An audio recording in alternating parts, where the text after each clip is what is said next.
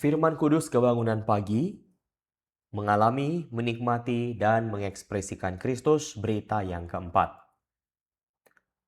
Bagian yang ketiga dengan judul Kristus sebagai anak manusia berjalan di tengah-tengah kaki pelita emas hari yang keenam. Dasar Alkitab diambil dari kitab Wahyu pasal 1 ayat 16 dan juga ayat yang ke-18.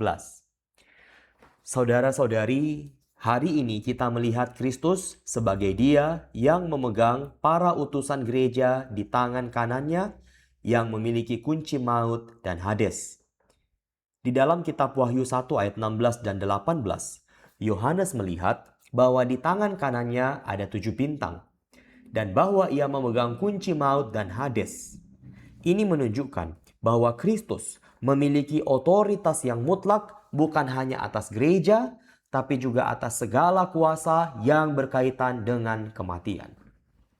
Para utusan gereja berada di tangan kanannya, yang berarti mereka berada dalam pemeliharaan, perlindungan, dan otoritasnya yang penuh kuasa.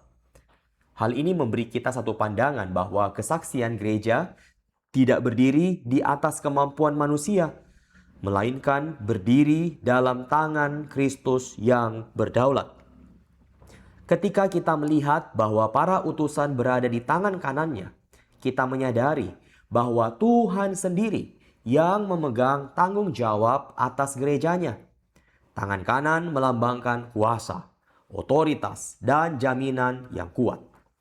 Ini berarti bahwa segala keadaan, baik ketika kita merasa kuat maupun ketika kita merasa lemah, Kristus tetap memegang kita dengan setia. Di dalam pengalaman kita sehari-hari, seringkali kita menghadapi berbagai keterbatasan.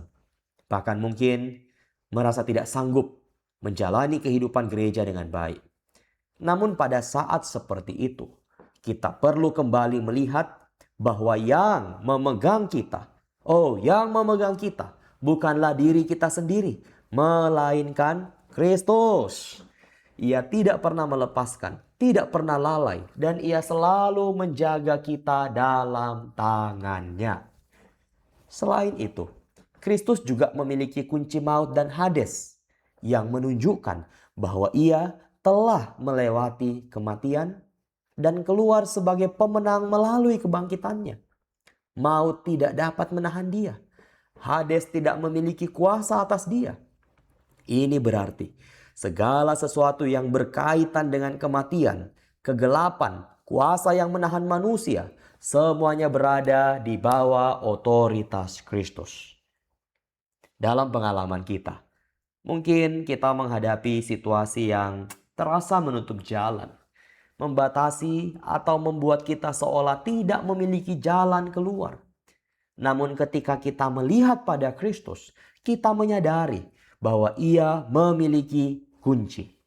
Ia dapat membuka apa yang tertutup, membebaskan kita dari segala sesuatu yang menahan kita, baik secara batin maupun di dalam roh kita.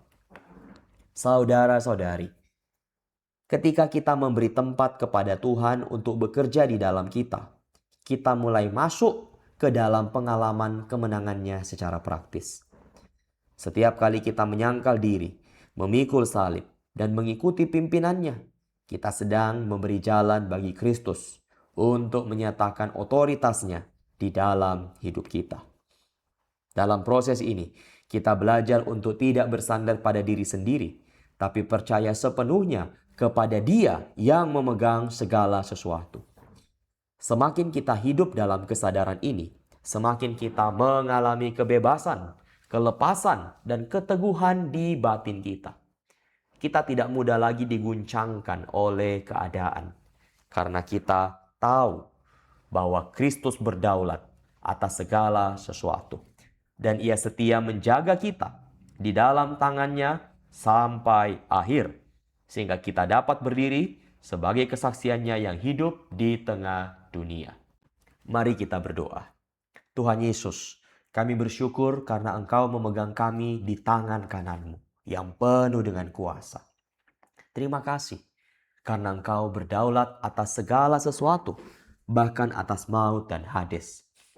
Tuhan, Ajarlah kami untuk bersandar padamu dan tidak mengandalkan diri kami sendiri.